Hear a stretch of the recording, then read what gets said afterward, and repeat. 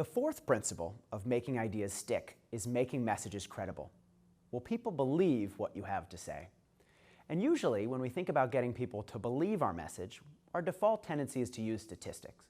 We think if we use a lot of statistics, a lot of numbers, people will believe us.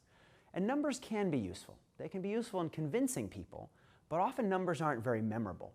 When people hear numbers, they say, oh, that's a good point, but later on they can't remember what you said. And so if your goal is not just to be convincing when you're in the room, but make sure people remember what you say when you leave the room, you need to make sure you're getting credibility beyond just the statistics we're using. How can, if we're going to use statistics, can we put them in context to make them more impactful? How can we make sure your ideas will stay behind even after you're left the room? Imagine, for example, you're going in for a job interview and you want people to remember you, not just how much they liked you when you were sitting in the room, but after they've sat through 10 other candidates beyond you, are they going to remember the conversation they had with you? How can, by making yourself more credible, you be more memorable? So let's use a different example to understand that idea of credibility. Say you want to convince people that the state of California needs more tax dollars. So to do that, you want them to see that California is a really big place. So you might use statistics. You might say the state of California has 33 million people, it's quite large. Someone listening to that message might say, so what? I have some sense of how 33 million is. It's bigger than 30 million and smaller than 35, but I don't really know how big that number is. I don't have a visceral sense of it's large rather than small. What if instead of saying California has 33 million people, I told you that California has more people than Alaska, Arkansas, Delaware, Hawaii, Idaho, Iowa, Kansas, Maine, Mississippi, Montana, Nebraska, Nevada, New Hampshire, New Mexico, North Dakota, Oregon, Rhode Island, South Dakota, Utah, Vermont, West Virginia, and Wyoming combined.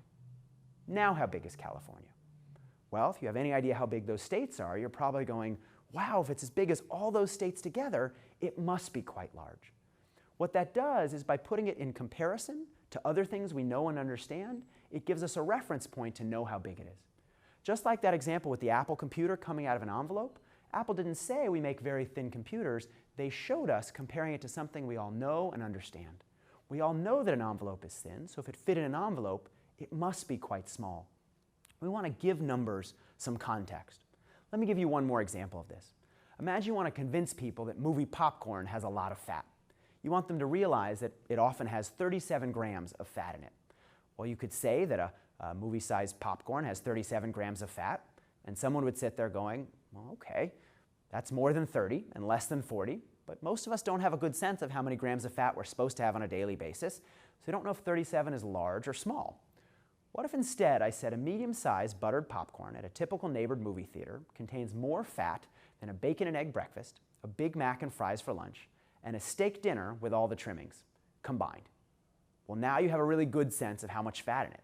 How much fat is there in movie popcorn? There's a whole lot of fat in movie popcorn. If I said movie popcorn has as much fat as 2 sticks of butter, you probably wouldn't want to eat it anymore. And so in trying to convince people of our ideas, to get them to adopt our messages, if we're going to use statistics, make sure to put those numbers in context. And one way to do that effectively is a principle called testable credentials. And the idea here simply is to make people convince themselves. There was an old ad that did this job very effectively. They were selling a hair coloring product, and they wanted to convince people that that product would make them look years younger. Now again, they could tell people our product will make you look years younger till they're blue in the face, but how could they convince people?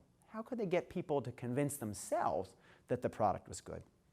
Well, what they did was they made an ad with a gentleman in 2 halves, and they asked people to put their hand over one half, the gray half, and see how much younger I look. Half the gentleman's hair was gray, and half the gentleman's hair was black after having used the product. Well, if you try that exercise, if you put your hand over the gray half, you might say, wow, the guy looks maybe 35 or 40.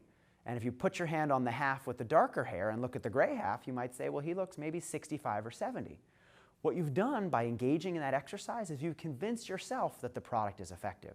You've seen, wow, using this makes this guy look younger. It must be quite effective. The brand Clinique has done the same thing with a tape test they have. They ask you to take the brand, put some moisturizer under one of your hands, and put a piece of tape on that hand as well as the other hand without moisturizer. And then by looking at the tape, you can see how many skin cells came off over one versus the other. By comparing the two, by getting people to do the work themselves, They gave testable credentials to individuals. Rather than trying to convince the people, hey, our message is good, they encouraged the consumers or the individuals to do it themselves.